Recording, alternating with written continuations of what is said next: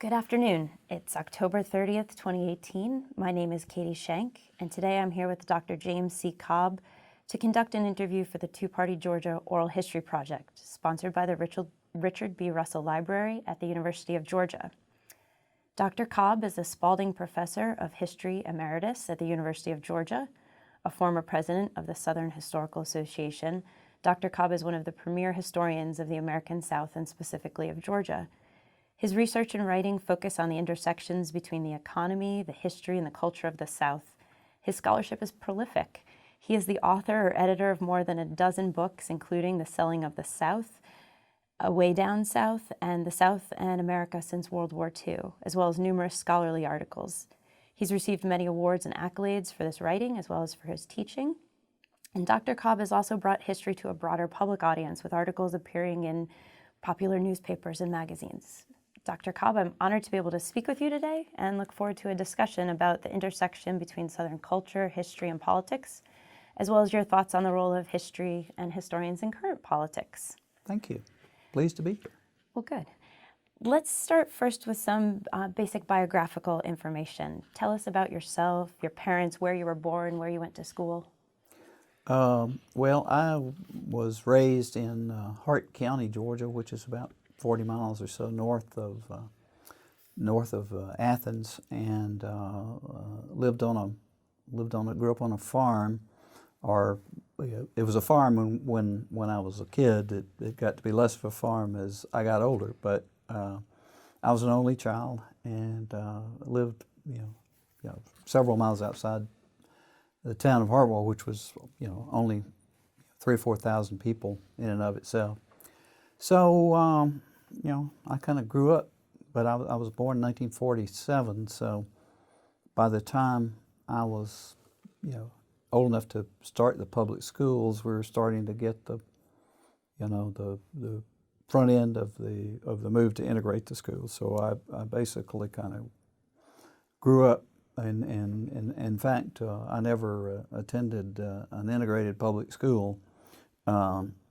My entire life. I graduated from high school in 1965, and my high school began a program of token integration in the fall of '65 after I graduated in May. So a full 11 years of inaction. Yeah. I started. I started the first grade in 1953, so the Brown decision is '54, so that tells you something that I made it all the way through without the schools being integrated. Mm-hmm.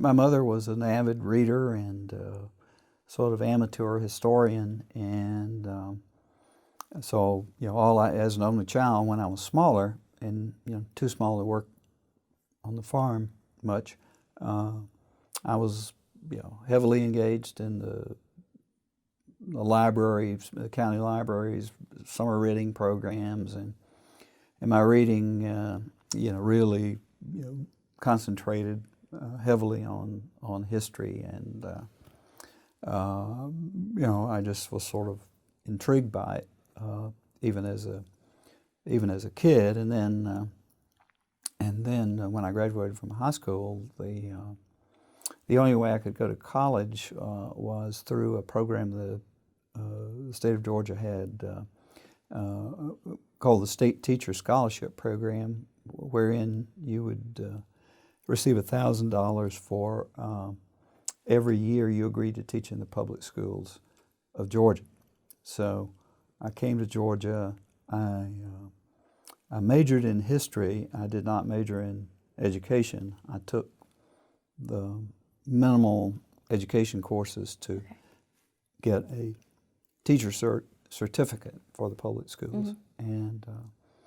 And I graduated in 1969. Immediately began working on a master's in history in the summers. Was that also with the scholarship of agreeing to teach? No, I was not on any scholarship then. I would teach during the regular school years, and then work on my master's and take courses in the summer. Okay. So I taught U.S. history, world history, geography, and English, and coached the debate team at Loganville High School for the princely sum of $6,000 a year.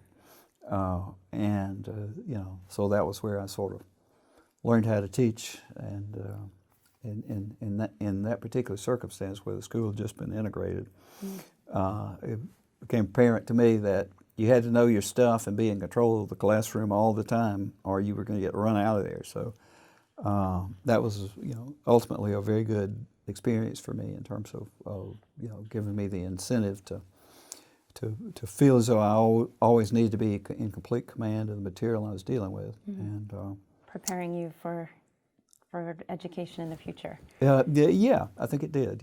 Yeah. So you speak about teaching in a newly integrated school. Did that change in any way the ways in which you taught the topics you were teaching? Well, I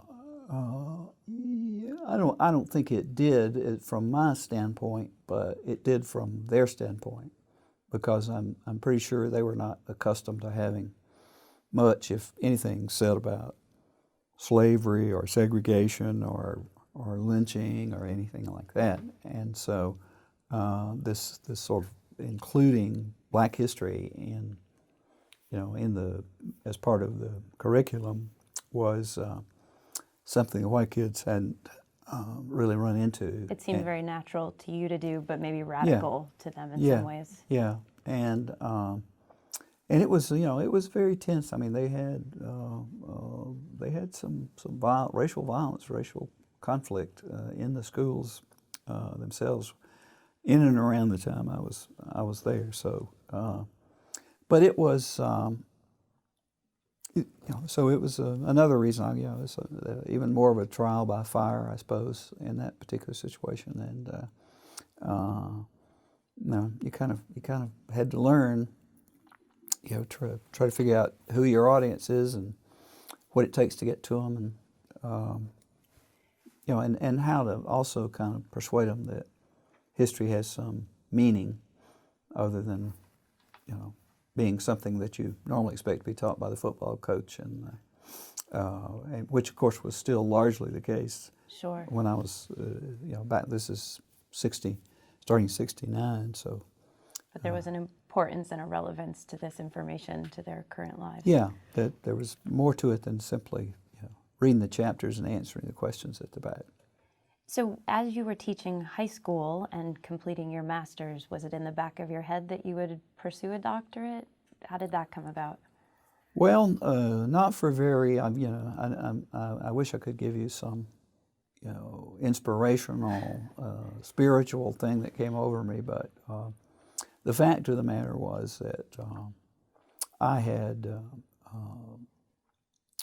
had a class under Dr. Finney Spalding here at the University of Georgia, and that's ironic because I wound up being the Finney Spalding professor. Full circle. Lo, these many years later, but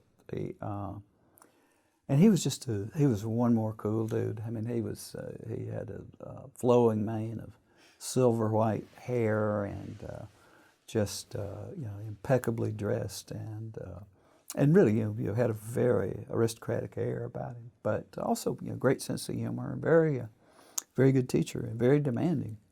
And so I thought, man, if maybe if I had a PhD in history and was a college professor, I'd be as cool as Dr. Spalding was. So that, as much as anything, really kind of led me into it. But by the same token, by that time I was also quite interested in sort of penetrating the surface of the study of history. So the two kind of went hand in hand. So when you decided to pursue your doctorate, what topic was it that you dove into? Well, even though I was, like every Southern white kid who ever read any history, had of course read a lot about the Civil War, but I really was not necessarily so drawn to the Civil War as I was kind of interested in in politics and latter-day politics in particular. I read about the time I graduated from Georgia as an undergraduate. I read a book by a guy named Robert Sherrill called "Gothic Politics in the Deep South," which was a sketch of all of these outrageous figures in Southern politics, and so that intrigued me.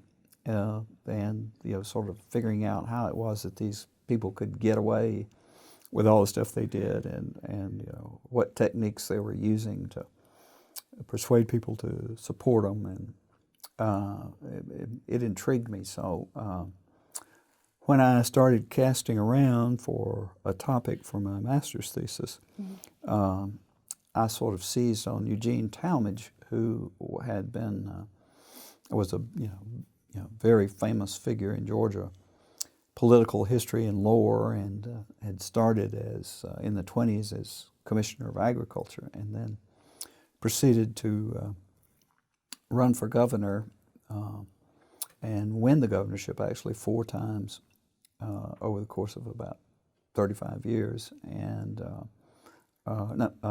15 years, and those were 2-term. The governor's terms were 2 years then. So anyway, I was envisioning kind of writing my dissertation as sort of a biography of Eugene Talmadge, but unfortunately a biography appeared before, or word of a biography coming out kind of kiboshed that idea in the minds of my advisors. And so, but I did write my master's thesis on the 1938 senatorial campaign, when Talmadge, who did aspire to go to Washington in some capacity, challenged Senator Walter F. George, who was had been in the Senate representing Georgia since 1922, and was just a real part of the Senate establishment, very conservative, constitutionalist sort, and so Talmadge gambled that his strong support from the from the rustic guys out in the countryside would and his extremely rustic appeal, kind of the backwoods politicking style, that he could kind of galvanize his base to help him unseat George, despite the fact that George was a well-ensconced incumbent. But George was also much more reserved, and he didn't exactly set the hustings on fire when he took to the podium. stage.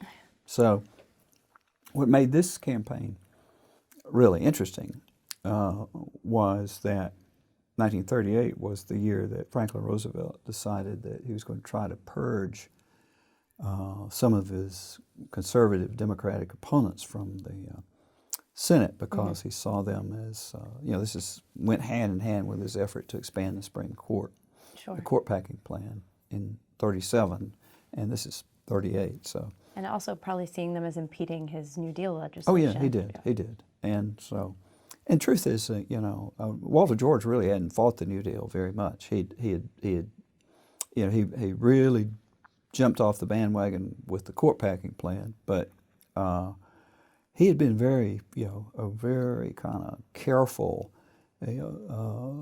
supporter for the most part, but his opposition to the court packing plan, which really hurt Roosevelt's ego, when that was defeated, led him to decide he wanted to anoint his own candidate to run again, to unseat George, and he picked. Georgia was not actually teaming with people who wanted to run against Walter George, other than Gene Talmadge, and Talmadge had. He had alienated Roosevelt, from his very first moments in office, and he had, he had even, mocked Roosevelt's disability, and so there was no chance that those two were going to. FDR was not going to throw his weight behind No, Talmadge. he was not. He was not. So he picks this guy named Lindley Camp. Walter Camp? No, not Walter Camp. He was a football player. What was the guy's name? Lawrence Camp. Yeah, who was a U.S. District Attorney, and not, not exactly. I mean, not a seasoned politician at all, and not much of an orator, or and so. But Roosevelt comes down, and they have a big rally at Barnesville, Georgia, and because the president is there, George is there, and so he's sitting on the same platform with George when he gets up and asks the people of Georgia to oust George in favor of Lawrence Camp. And Roosevelt, I think, because he was extremely popular in Georgia. Well, he had very strong Georgia connections. Well, coming down he did, to and Warm he sort of Springs. fancied himself sort of an adopted Georgian, and but he, it pretty soon became apparent that he had overplayed his hand as far as getting Lawrence Camp elected. He could oust George, but couldn't get Camp elected. The question for a while was whether he would wind up electing Talmadge, because Camp would get enough, if Camp pulled enough votes away from George, maybe Talmadge could squeeze in there, but on the other hand, because Eugene Talmadge was the master of bringing attention on himself, and he had all kinds of gimmicks for showing up at rallies late while his opponent's speaking to upstage him, and he had these guys planted around the stage or up in the trees who would prompt him so that he never had to use a prepared text, and but he couldn't. He, for the life of him, couldn't get much attention focused on him, because the big story was, FDR versus George, and so George took on some of the tactics that Talmadge might have, albeit in a much more reserved way, by sort of cloaking this as a renewal of Reconstruction.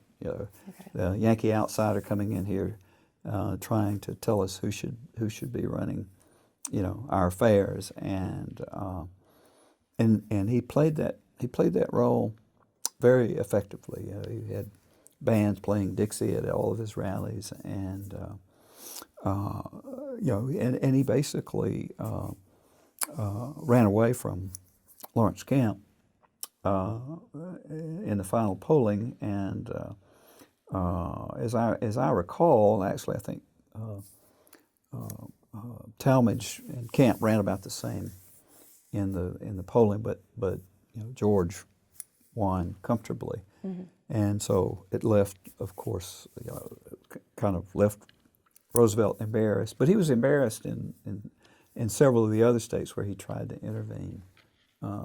Similarly, he was, but he remained, throughout it all, he remained phenomenally popular in Georgia, and so it was just one of those things that there were more factors at play. He didn't account for the identification that white Georgians had with Georgia, and or the barely submerged sectional prejudices against Yankee interference that were there as well. So that was your master's. That was my master's thesis. And then did that other Talmadge biography come out? It did, and could you have done it better? Yes. Yeah. It was very unfortunate that it was done in a very I hesitate to call it journalistic fashion, but it wasn't. It wouldn't. If you call it that, you couldn't call it very much in the way of in-depth journalism. But the thing was, of course, Talmadge.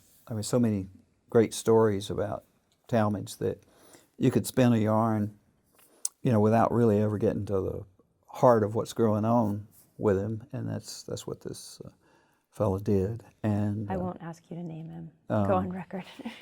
well, so anyway, but in those days particularly, if you're going to do a dissertation, it was just sort of the beginning of where people, were beginning to realize if you're going to get a job teaching history at the university level, you're going to have to write a book, publish a book, and so you didn't want to take on a dissertation topic where publishers would say, well, didn't the book just come out on that topic? Right.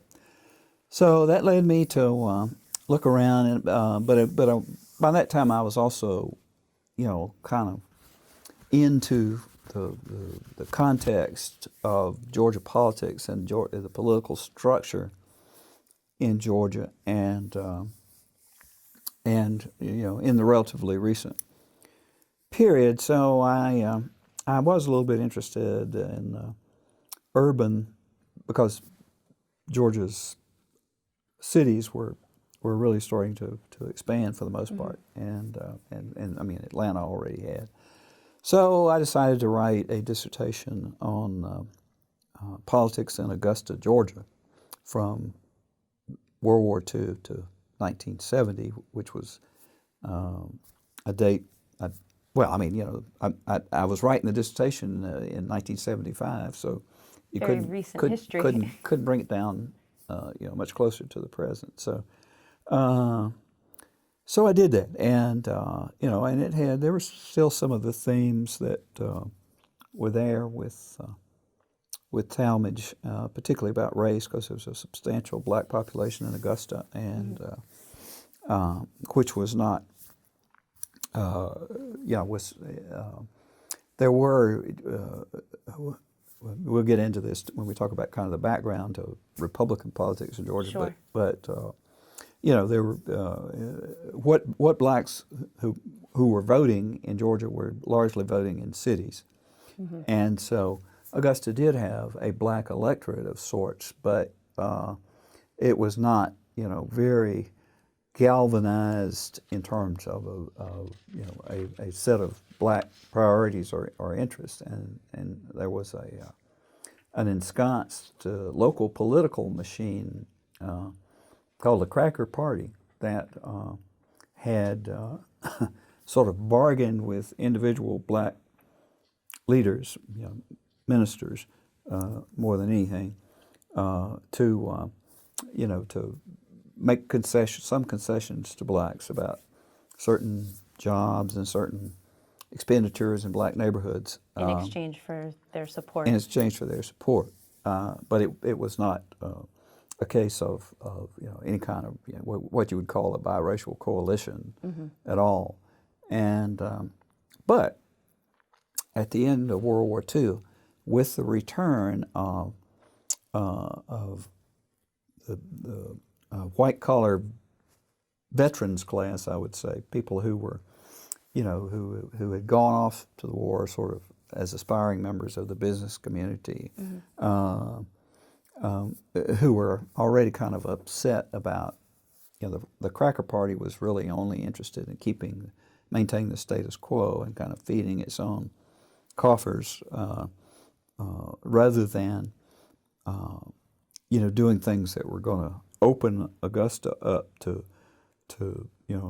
more economic modernization, and of course it was the political corruption, the cronyism, and everything was all very bad for the city's reputation in terms of wanting to bring in new industry, which of course every town in Georgia was wanting to do. Sure. At the end of World War II.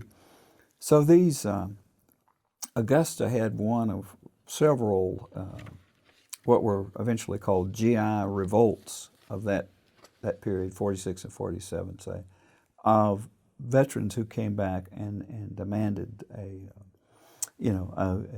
new, more business-like approach to government, but also a more dynamic approach to promoting economic expansion. And you're speaking about white GIs specifically. I'm basically talking about white middle collar types for the most part. And their argument was, there'll be no opportunity for people like us if the crackers maintain control of local politics, because everything's just going to stagnate.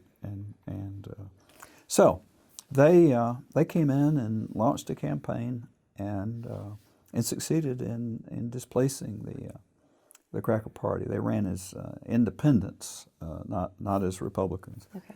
And so that put a new turn in terms of the focus of Augusta's politics, and they did. I mean, they did to really get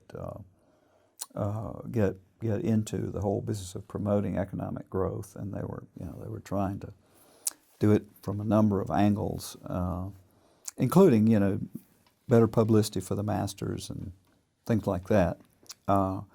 But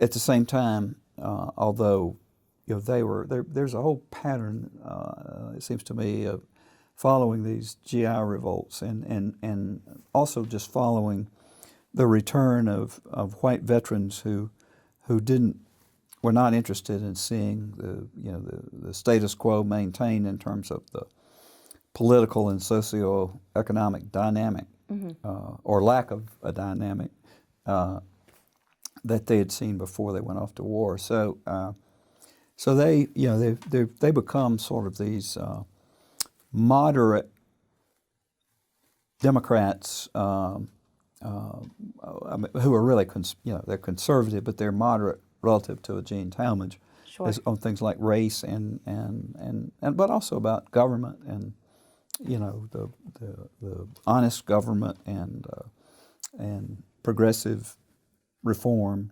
Okay. So they spearhead this move to modernize Augusta, and they are they're not race baiters. They're not out to see black people repressed necessarily, but they also are not really they're by no means segregationists, and they're not going to they're not the first wave of civil rights activists. They're not going to be the first people to hit the ramparts to expand black voting or black employment or anything. So what happens is you get this kind of new facade of modernization and progress, and everything looks lively for whites in Augusta, for the middle class in particular, but not much of that ever gets over to the black side of the tracks, and with this this absence of opportunity, and with the ongoing Roy Harris, who was probably the most vocal segregationist in Georgia in the late 40s and early 50s, he published his own newspaper in Augusta. He was in Augusta, and so he was not part of the reform movement, and he was not above race baiting in the least. So he kept things kind of stirred up, and the combination of sort of the idea of improvements, even with the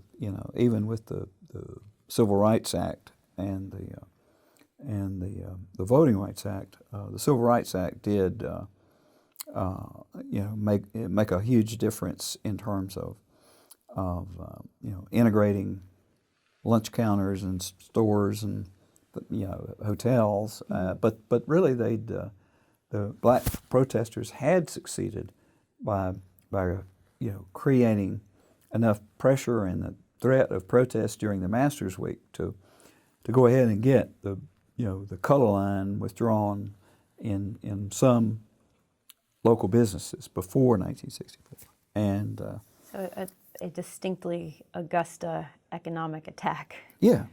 I mean, it was and they had him as the mayor. The guy who was the mayor then told me in an interview, we were afraid they'd bring in Martin Luther King during Masters Week, and so it was pretty simple, about that. And then again, of course the the Voting Rights Act does expand the electorate, but even though they're starting to get blacks in elected office, there's still just a huge kind of seething, element of the population that just doesn't see anything coming its way, and so they do finally in 1971 the scene erupts in a pretty horrific race riot. I mean, not in terms of casualties necessarily, but just in terms of the intensity and the destruction of property in Augusta. Mm-hmm. So, to me, I came out of that with the idea that so here you've got this kind of new good government, pro-growth ethos that shows registers some significant improvement in statistically looking at aggregate income, business startups, things like that. But it doesn't really have much to offer people who are not in a position to, take the new jobs, or in some cases, basically not barred, but at least sort of wedged out from getting much in the way of new employment. So certainly any of the better jobs. So the growth ethos sort of had its limits in terms of what it could do when in a society just coming out of Jim Crow, and so this sort of made me think, well, if all this happens in Augusta and this whole growth thing particularly is so important, then what must its effect have been Southwide? And this is what sort of leads me then into my first book, which is more, I guess you'd say, more in economic history, the Selling of the South, which was about efforts to promote industrial development really after the New Deal, but mostly after World War II. Mostly after World War II. And that's interesting because you are coming at economic history from politics, essentially, right, as opposed to political history right, through economics. Yeah. Well, yeah, I mean, and I didn't have a bit of training in economics. I had one undergraduate economics course, which was good, a good course, but so I had to sort of stick my head in there and see what I could absorb. And a lot of economic historians, the way they write, it doesn't particularly facilitate that. But I did. Not wordsmiths. Not exactly, or not inclined to put much effort into becoming wordsmiths. But I do, as this all kind of fleshed out, I do think I began to sense that this group, who came out of the GI revolts, and people who were of like mind, even if they weren't directly involved in political revolts, they do form an element in the white, as part of the political spectrum of people who are interested in reforming government, in stimulating the economy, creating new jobs, even though they're not out there campaigning to see the races integrated or to push things like affirmative action or anything like that. But the thing is, there's this interim when these guys are as good as it gets in Georgia politics, and as far as black people are concerned, these are the folks who typically spurn an extremist like Talmadge in favor of someone who has some business experience and has a little bit more dignity and so they do exert something of a moderating influence on the on Georgia politics and Southern politics, I would say, between 1945, 1960 or so. And a lot of these guys will eventually become part of the Republican Party because they're already kind of urban centered, and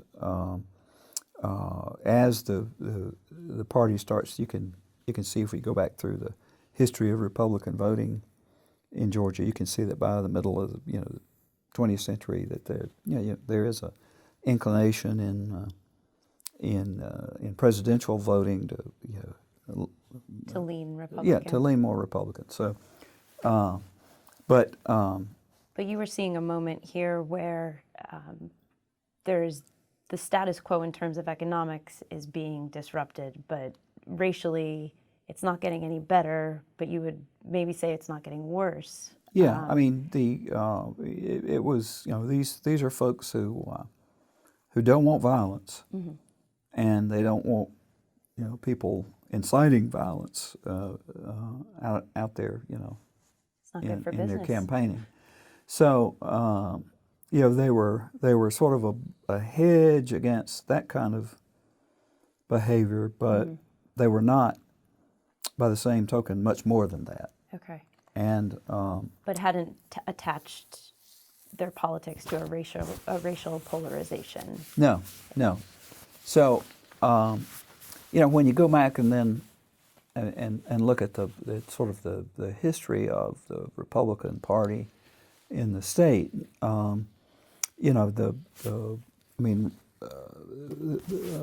Reconstruction didn't really last long enough in Georgia. Radical Reconstruction, let's say, didn't last long enough in Georgia. Maybe given a day or two or a week or two here or there, maybe about 3 years of Republican government. So there was no, there's no real gaining a foothold for the Republicans in the state the way they did in some other southern states, like South Carolina, where Reconstruction, lingered for much longer. Sure. So you're basically sort of seeing the Republicans as far as state politics, they fade really quickly from the scene, and within a decade or so after. Well, I think the Republican governor is ousted in 1971, and 10 years later they're down to the point where they're not even running a statewide slate of candidates for state office, and they still, because blacks have been registered, and that's their vote is coming from overwhelmingly from blacks, and with supplemented by the poorer white mountain counties.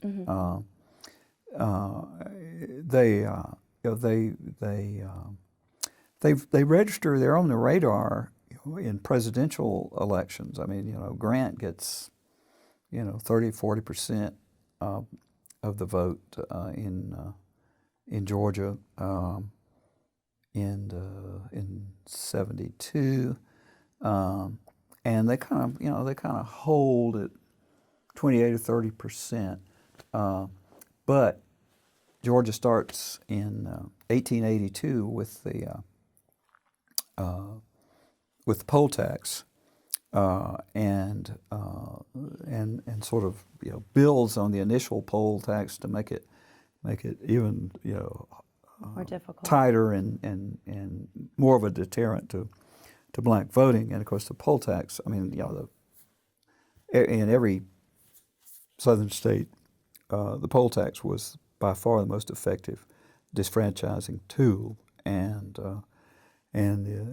Georgia's kind of like the textbook case, a textbook example of that. So black voting is diminishing, and the Democrats are they're solidifying their control, so that by the end of the 19th century, they are gravitating toward a direct primary for Democrats only. and that would be, of course, for white Democrats because Right. there were not that many. Sporadically, but based on how much money was distributed and how much intimidation was at work, you would get black people voting Democratic. But for the most part, they constitute the bulk of the Republican vote, and so by the end of the century, they're sort of introducing this whole idea of holding a direct nominating primary for Democrats, white Democrats only, meaning that there is no option. And since by then, of course, they constitute an overwhelming majority. That's the election. That's the election. Yeah. The Democratic primary is the real election that matters, and they build on that within the next decade or so by gradually formalizing what they call the county unit system, which is this really, really, really kind of misshapen version of the electoral college that basically gave instead of state officials being elected by popular vote, they were elected but on the basis of the number of counties they carried, with each county assigned at least 2 votes, 2 unit votes, and no county assigned more than 6. No matter the size, no matter the population. So it was essentially a move not only to, it disfranchised. Blacks were, pretty much, except in cities, totally disfranchised anyway, and what the county unit system did was disfranchise whites and blacks in cities, because you could go to 3 counties in South Georgia with a combined population of 3,000 people and outvote at Fulton County, which had only 6 unit votes. So, but this, of course, is because what this tends to do is it concentrates power, out in the rural counties and basically the South Georgia counties, benefit in particular because they've got a disenfranchised black population that accounts for certain, the ways they get revenue out from the state and school revenue too, even though they don't spend it equitably. So it basically kind of boosts the rural South Georgia at the expense of the northern part of the state, and so also makes it more difficult for even would-be Republicans to have much say-so in state politics. You can, and so there just isn't there is, there's a Republican Party. They meet, but they're basically mostly arguing about who's going to be. They're in presidential years. They argue about whom to support, but most of the other time they're just arguing about who's going to control the party. Okay.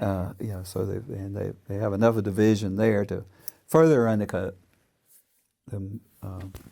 themselves, and so that you get a situation where you've got this fellow who was from up in my neck of the woods named Talmadge Bower, who was from I think he was a traveling salesman as I remember, but he was the Republican. He was a write-in candidate for governor. What year? For several years, several times in Georgia. I don't know exactly how many, but he was not easily discouraged, let's put it that way. And he is the one who was ultimately involved in the infamous 1946 election, excuse me,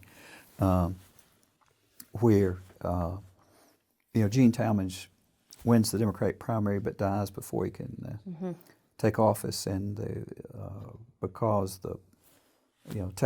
Bowers has gotten 600 or so write-in votes, it appears that he therefore in the general election that the office will fall to him, but they go down and discover all these last-minute ballots written in the same handwriting and Suspicious. Submitted alphabetically of people voting for Gene's son Herman, and you get the three governors controversy, Right. which of course is it's kind of an interesting thing because it appeared to sort of put Georgia at its worst, in the worst possible light nationally, but at the same time it was a bit of a wake up, I think, to the people who had Republican proclivities as far as Republican economic policy and what have you in the cities to really start thinking about getting serious about asserting themselves more and asserting, particularly in Atlanta, asserting the interests of Atlanta. So you have a buildup of agitation there about against the county unit system. The direction of politics in general. And the direction of politics in general. So, so when you come to, and it takes a long time for this to manifest itself in state politics. You do see just this gradual kind of, particularly it really is. It really isn't something you would really kind of recognize as anything more than maybe a blip until 1952. In 1948, and Georgia is such a rigidly, structurally democratic state, big D, that it is exceedingly parched, hard ground to kind of sow any seeds of a resurgence of Republican politics, because in 1948 with the Dixiecrats running, the Dixiecrats got about 20% of the vote in Georgia because the Democratic power structure, Richard Russell in particular, was so strong, so adamant that Georgia remained Democratic that the Dixiecrats they only get they get about 20% of the vote, and the Republicans get 18%. So, by 52, you're getting kind of this. They perceive Eisenhower in 52. He's perceived at that point as being,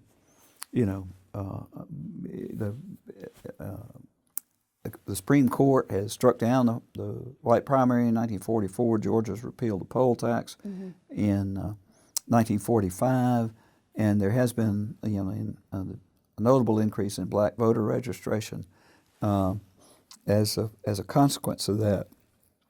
So that and Truman has integrated the armed forces, established a civil rights commission. Appointed a first black federal judge. So the Democrats, the national Democrats, are Southern Democrats are starting to, really understand that the party's, center of gravity is shifting northward toward all these black people who had left the South, over the previous generation, and organized labor, which had become kind of just a mainstay of Democratic politics north of the Mason-Dixon line, and so Eisenhower appears he's made it clear he's not too gung ho on this. I mean, he opposed the integration of the armed forces, and he's made it clear he's not too gung ho on this whole civil rights business. And so, there's even in Georgia's one of the states that has a Democrats for Eisenhower movement, in which the aforementioned Roy Harris, segregationist, is a mover and a shaker. So so you get, say, I'm just coming off the top of my head, Sure. but say 30 to 35% vote for Eisenhower. A little less of a vote in 56 because by that time the Supreme Court's handed down, much to Eisenhower's own chagrin, the Brown versus Board of Education Right. Desegregation decision. So, but you're also seeing that this is you're identifying the urban, more assertively urban base of Republicans. This time as a party which still has black political participation and support, even though the majority of black voters in the whole country have switched over to the Democrats in 1936. But they are balancing. They have to balance that because those black people are still in the party. But it was really a Republican dilemma since Reconstruction. In that era, of course, they were dependent on black votes, but the more identified they were with black votes, the harder it was for them to recruit new white participants in the Republican Party. So they have to play that little balancing act, and they have to deal with the various factions in the state party. But when you look at the Atlanta vote in the 1960 presidential election, you can see a much stronger Republican presence and a noticeable shift. It's no longer a blip. Yeah, and then, of course, when the Democrats finally do more than talk about civil rights, between 60 and 64, you go from John F. Kennedy getting like 72% of the vote in Georgia in 1960 to Goldwater getting 54% just 4 years later. So you get, suddenly the backlash, the white backlash against the civil rights movement is feeding the Republican machine, and the Republican, the National Party recognizes the benefit of this, and the infamous Southern strategy of sort of appealing to disaffected whites who are upset about the civil rights movement, the Great Society programs that seem to elevate blacks at their expense. So this is becomes a kind of a rallying cry, and Right.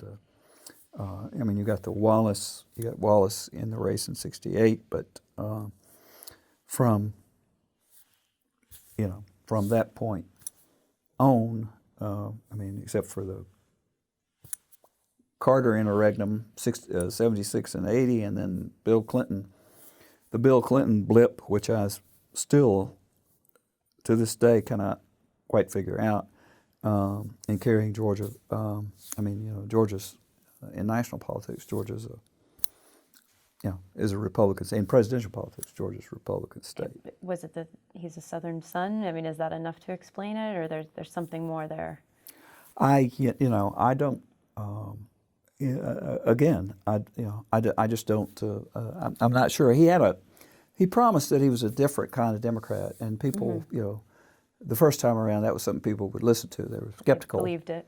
Skeptical by the second time, but he and of course, he was a wizard of politicians, still is, but and of course, it was also very, very close. He didn't run away. No, he didn't run away in '92, and it was also very close when he lost Georgia in '96. But of course, then the whole story of making Georgia itself Republican,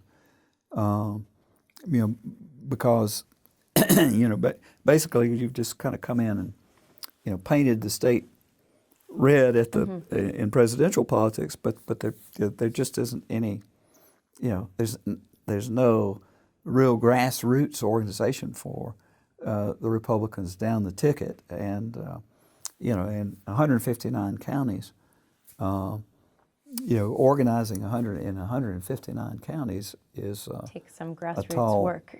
a tall order, and so you get, and it just wasn't part of the.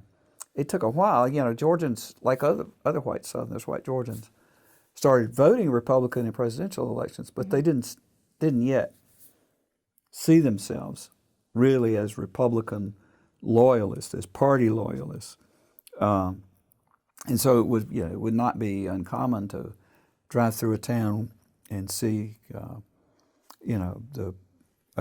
lifelong Democrat who was still voting, Democratic in his, for the legislature and everything, have a Republican presidential candidate's sign in his yard, because there was just this disconnect that only began to kind of close up with the passage of time and the more effort and resources being put into organizing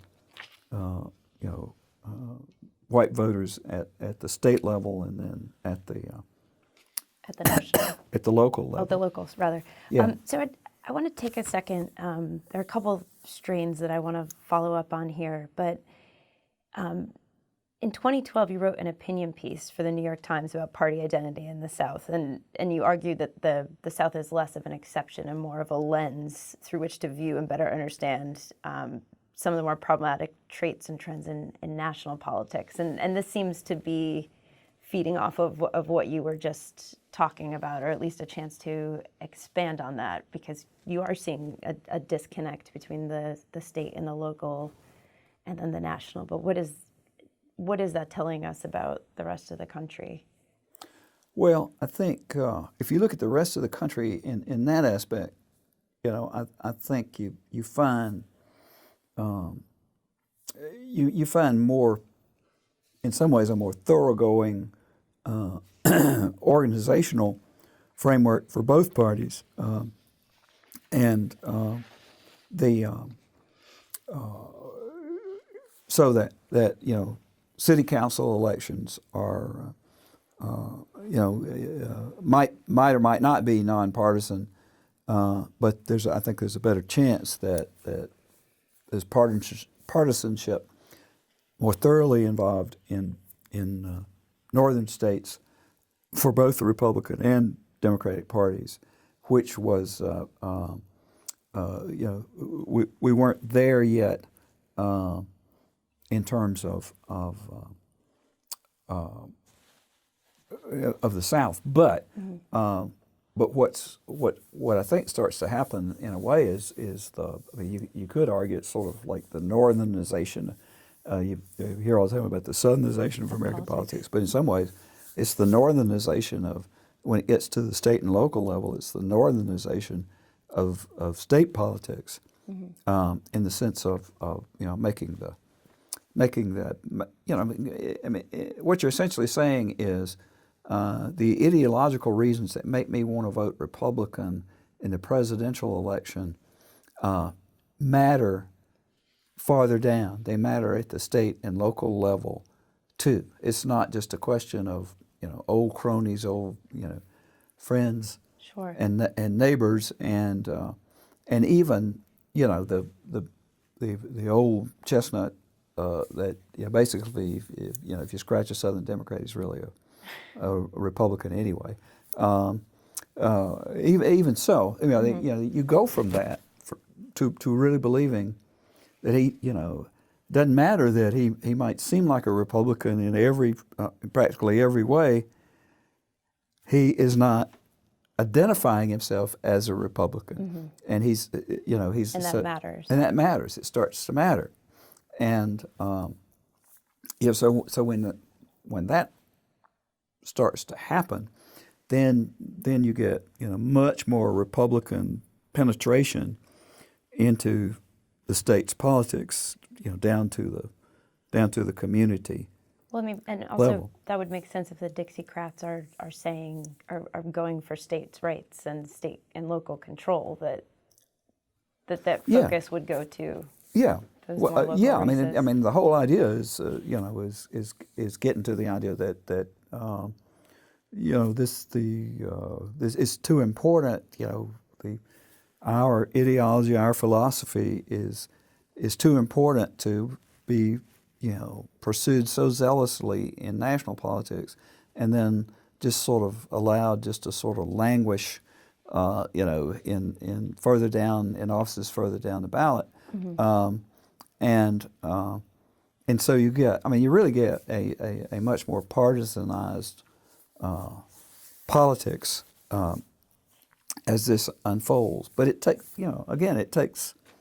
it takes a while. It takes overnight. You've got to use your patronage right. You've got to, and then of course when the Republicans start getting more competitive for state office, with Bo Calloway, basically beats Lester Maddox but loses in 1966 in the legislature. That sort of, for one thing, it says it really matters who you're sending to the legislature. It can't be just somebody who's a lip service conservative. It has to be somebody who's actually a Republican. And so and of course by Bo's already been elected to Congress as a Republican by that point. But even with all that, you got the countervailing factor of the Voting Rights Act, which does facilitate the election of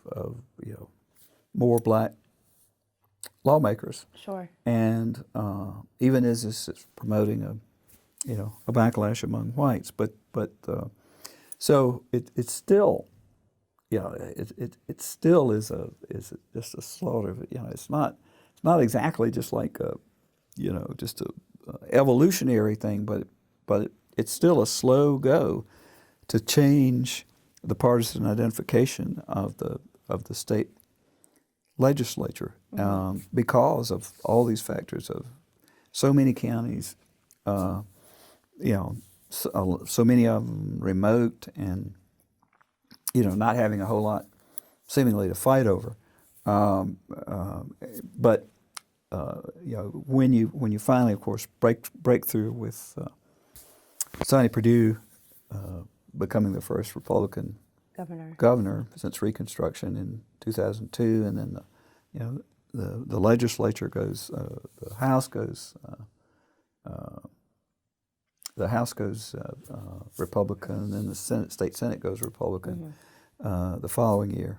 Either that or it was vice versa. But anyway, within a 2-year span. Regardless, those events mark. And so, but it took a long time, and it was fed by so many. The process was fed by so many inputs. A lot of the suburban growth.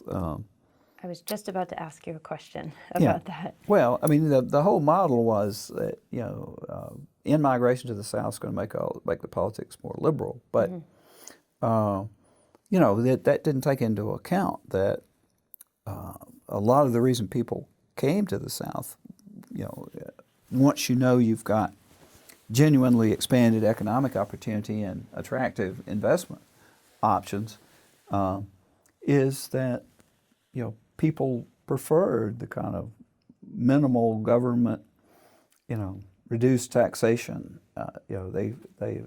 People didn't, as it turned out, people didn't migrate determined to go in and pay 50% higher school taxes where they were going to live. Or they didn't leave Connecticut with the idea of, I love Connecticut so much that I'm just going to go down. I think I owe it to the people of Georgia to turn Georgia into Connecticut. That just wasn't the motivation. So it was not. There obviously was some leavening of the conservative political climate due to in-migration, because you did get more people who were a little skeptical of the idea the Earth was flat. But by the same token, it didn't. In-migration did not. You look at Cobb County, which was kind of the mecca of the kind of new Republican conservatism. Right. maybe for the whole South for a while. And of course, it also was the county that was attracting the most in-migrants. As well as out-migrants from the city. Yeah. Yeah. So, it that proved to be a bit of a misleading model, particularly in the short run. Mm-hmm. And that still leaves Georgia. One of the things that's intrigued me about this whole business is that, I basically kept thinking that at some point this old moderate pro-growth, reasonable politics, good government ethos was going to kind of assert itself in metropolitan circles where, of course, the population was increasingly concentrated, and that the Republican Party in Georgia would not would gradually lose its kind of hardcore, hard right, rural identification, and that would be more of the fringe versus. Yeah, that there would be, that they would sort of become increasingly peripheralized. But again, would you say the opposite? Happened, yeah, I would say fully? at the very least, it hadn't made much headway, not nearly as much as I expected. I really thought, for example, that the whole furor over the Confederate flag that Sonny Perdue raised in 2002 would alarm, too many of those people in the suburbs that, if you're going to remind, we've just gotten to the point where we've sort of made people forget this is Georgia, and they're coming in here and they're building factories and everything. So now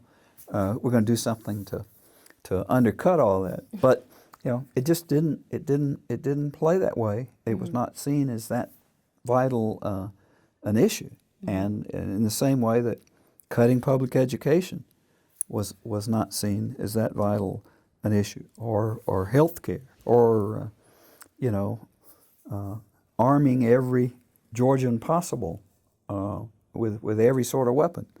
All of these are things I thought, well, this just doesn't seem good for the state's image. But right, and where is the backlash against that? Where are these people who have been concerned about image politics and the kind of stuff that seems more compatible with a modern cutting edge economy? But by the same token, of course, the fact that this growth has been so rapid and dynamic, and it has brought in, just the influx of gay residents in Metro Atlanta,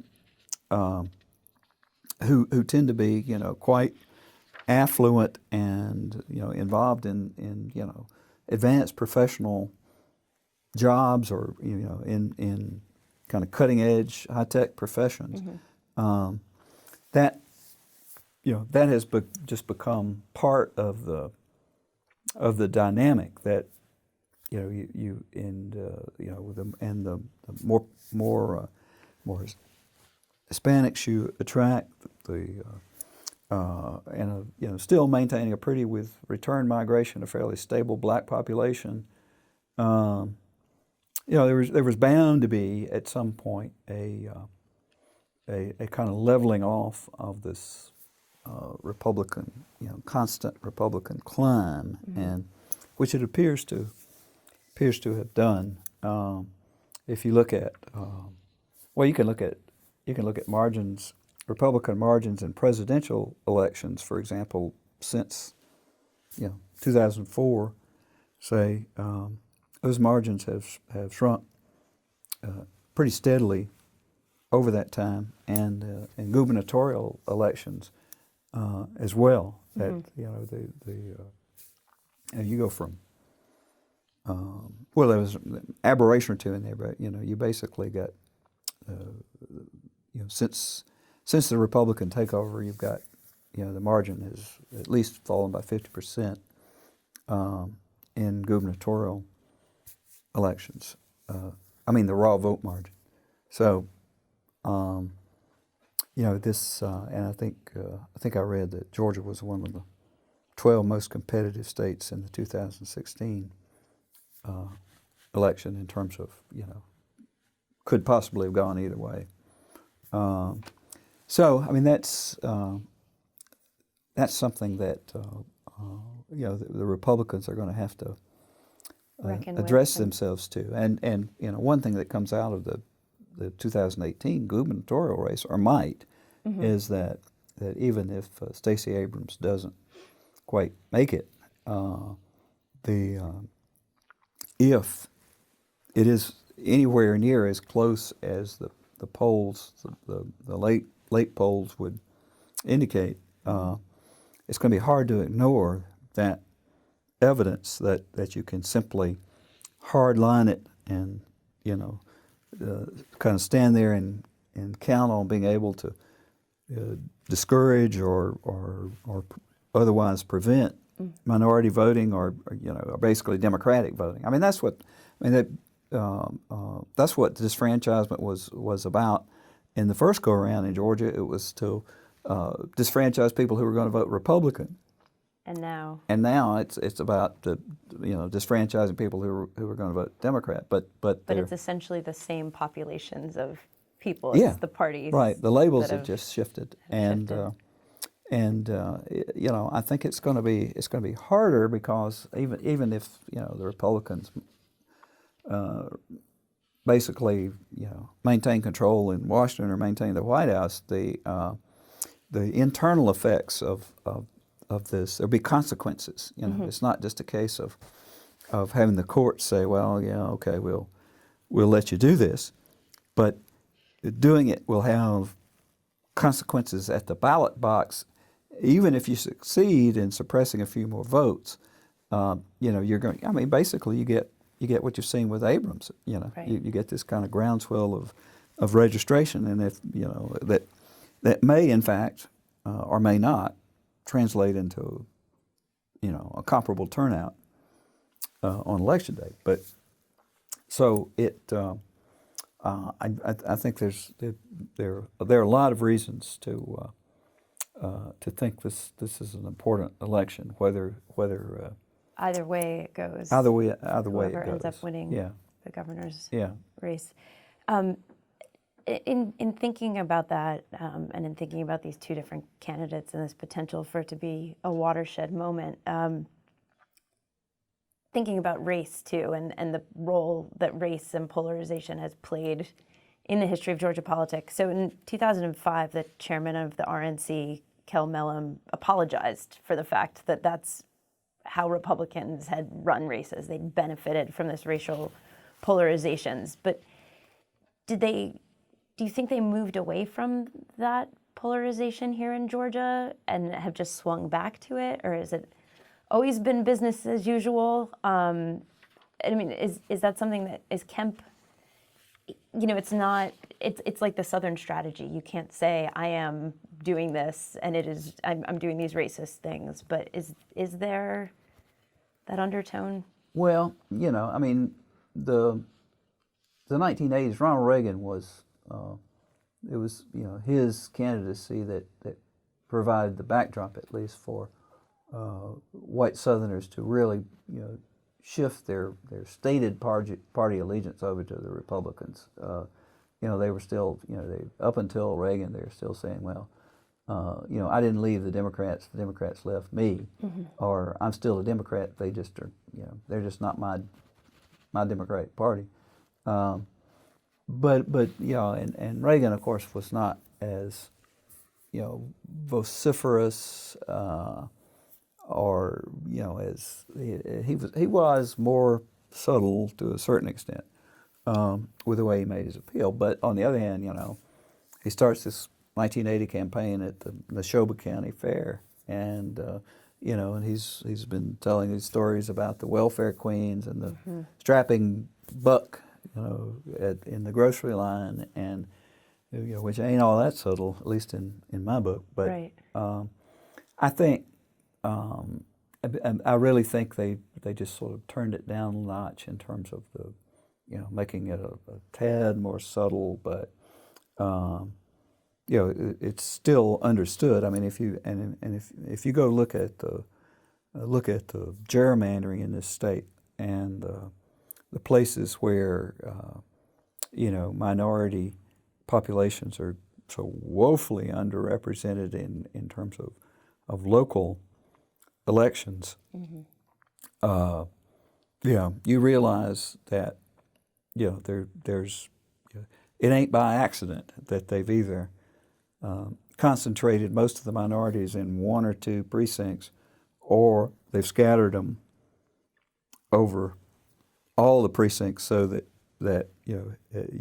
their overall impact is minimized. And of course this is happening in some of the suburban counties where which appear to be getting a little purple as far as national politics are concerned. But the whole story locally is still a different matter. I mean, there are counties where there's never been in Gwinnett County. There's never been a minority member of the county commission or school board, despite the fact that when you look at the population and the I mean, Gwinnett County is a demographics. minority county, and it has had a substantial minority presence for the last 20 years, and it's all done in the mapping. So is this just a new form in some ways of the Southern strategy? Well, I think another thing I think the thing about it is that there was an inclination with this whole idea of the Southernization of America to sort of make what I think was really a national shift to the right look like a Southern phenomenon. It was like this hardcore reactionary Southern political ethos was sort of infecting the rest of the country. It was creeping over the Mason-Dixon line, and it was a contagion of Southernness, mysteriously, infecting Yankees who are suddenly going to start to vote, much more conservatively. But if you really look at the elements of the Southern strategy, there really was not much in it that would be objectionable to white suburbanites in the northern states. They didn't want busing. They really didn't want their own schools integrated. And as soon as the court said you got to do that, well, Boston, Detroit, then that was so much for that. So I think and it's you've got you look at, relatively speaking, I'm not saying it's the same thing or the intensity is the same, but I mean, you think about rural Pennsylvania and the cities, and how much more conservative those rural counties are. Particularly counties that have had heavy job losses and what have you. The real divide, may not be so much regional as rural metro anymore, and so there's very little. It seems to me, if you look at the political message of people who represent these conservative Trump counties and what had been, traditionally presidentially Democratic states, their message isn't a whole lot different. It might be a little, more subtle, not have quite as many rough edges, but it didn't. It's basically, it's all been taken away from us and given to them, and so I think it's just the Southern strategy has just sort of been, nationalized, and if you look at it from, Or it was always nationalized. well, you're it was always arguing, nationalized. Yeah, Nixon never imagined that he was going to lose northern votes by opposing busing.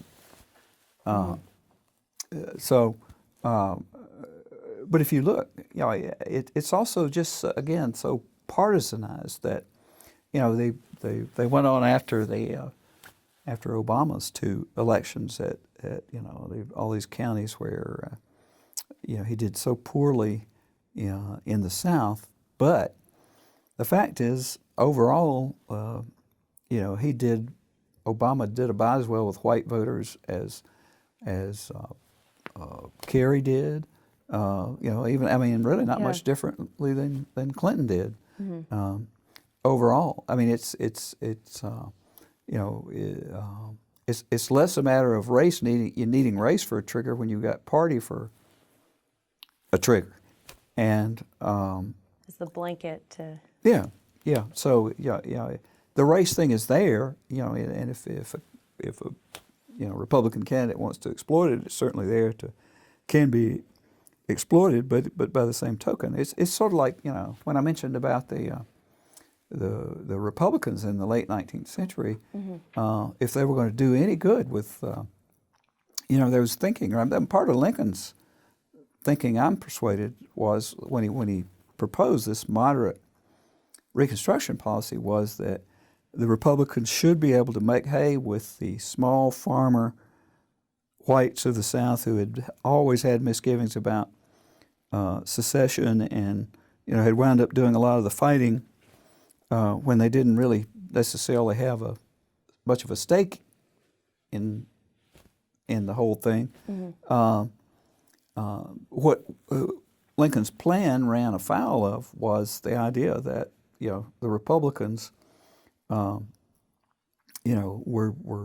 no choice but to capitalize on their base of freedmen who viewed the Republican Party as the party of emancipation and were going to vote Republican. And so the fact that the Republicans couldn't kind of shake this idea of being the party of blacks. Well, now it's the same story reversed again. That the Democrats, as far as like white undecideds or whites who might be disaffected with the Republicans, but there's and of course this part of Republican strategy to see to it that voters associate themselves with people of Democrats with people of color, so it's almost become like a it's like there's the whole thing's straight wired now. You just go from Democrat in the pocket of minorities, aiming to take stuff from white people and give it to people who are not white. And it's like you don't even have to go through that stage of saying, oh yeah, well there's race here to be considered. So you can just skip over that. Just skip over that. One is code for right. The it's other. Internalized. Yeah. Well, so we're a week away from a very historic election, and you've alluded to it. We've kind of talked a little bit about it in this interview. But what would it mean for Southern culture and the future of Georgia politics and perceptions of the South if Stacey Abrams wins this election? And I guess on the flip side of that, what would it mean if Kemp wins? Well, I think, I think the whole, because this is what I expect. I expect that Kemp will win. I think the whole question is what his victory margin means. And of course that's a function of how big it is. Right. And we do have that pesky little libertarian guy, messing with the numbers a little bit. But I think if Kemp really kind of wins much more comfortably than the polls project, then it's going to pretty much say, well, the things haven't changed that much. And of course, by the same token, if the Republicans do better in the House races nationally, particularly in with the candidates who've run pro-Trump, it may again tell us it really isn't a regional thing in this regard either.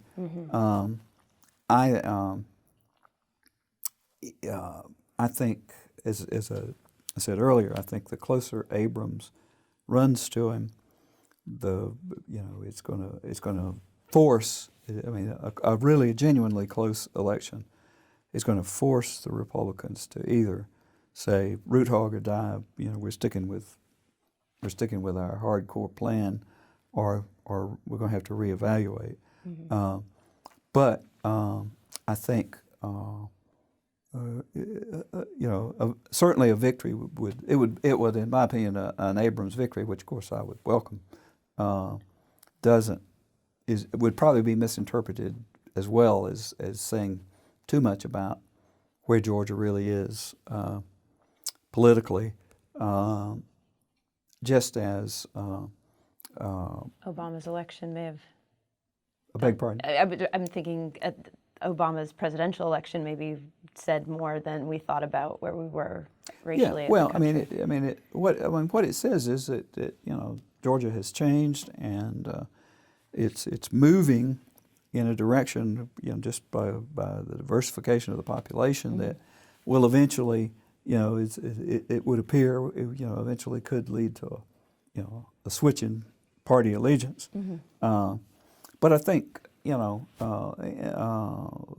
I would say too that even Abrams running, I would say, if you're looking for a result that probably could really be a lens on where things are in Georgia, that result is that Abrams runs a very close race, and because I don't think we're to the point just in the terms of the sheer numbers yet, where you can make that change, and the fact of the matter is that if she gets, there are two things that are going to elect Stacey Abrams. They're going to have to happen, and one of them is every registered black voter has to turn out practically. Has to go. And the second one is she's going to have to run very strongly with white women, relatively strongly. And so, her strategy of rallying the base essentially, and registering all these people and and really hammering them to turn out, has not left her, as much leeway to sort of emphasize that the fact that her political record is really quite stable and moderate in terms of the way she's worked as a politician in Georgia. Bipartisan. She's not, she's not any firebrand radical. So she's basically cast her lot with, the previously disfranchised and the most easily repressed or discouraged or intimidated segment of the population, and she's counting on getting them out in defiance of all the obstacles that they face. And when you do that, you have to have a lot of faith, and if you're going to succeed, you're going to have a lot of luck, because and it's not because I'm saying that those folks are afraid to vote, but but you get so much. I mean, there's still an economic pecking order, and it's still more pronounced in the South, to the naked eye certainly, than elsewhere in terms of who employs whom, who's in what jobs, and what jobs, and with Hispanic voters, even those who are here completely legally, there's a question of, do you have family here who are not here legally, or do you know people who are not here legally, and if you attract attention to yourself by going to vote, well, What you does put that them mean? at risk. Yeah. And so, you know, and again, two of the counties that are closest to the suburban counties that are sort of on the Gwinnett County is minority majority, but Cobb County is pretty close, and they're the two counties that have been the most rigid in trying to purge voters and you know, basically, I mean, basically they're trying to beat back Hispanic voting. I mean, that's where their focus is. So I think you know, a reasonably close run on Abrams' part would probably give a more realistic perspective on where we are. I think if Kemp run, you know, if he wins by a bigger margin than anybody anticipated, I don't think that indicates that, you know, that things haven't changed as much as some people might leap to. There'll be a lot of believe. subtleties to suss out when all is said and done. Well, we've been going a while now, and I want to shift just ever so slightly to wrap up. But in some ways, it's very connected to you sitting today and doing this public history, this oral history interview. So you keep a blog, and you have published articles and op-eds in publications like Time Magazine and New York Times. So you obviously see the importance of a scholar leaving the ivory tower, speaking to the public. What is the role currently of the historian in public discourse about politics, and what impact can historians have, or should they have, or try to have on politics? Well, you know, I mean, that's been a debated topic among historians, let alone among people whom they criticize when they go into the public arena.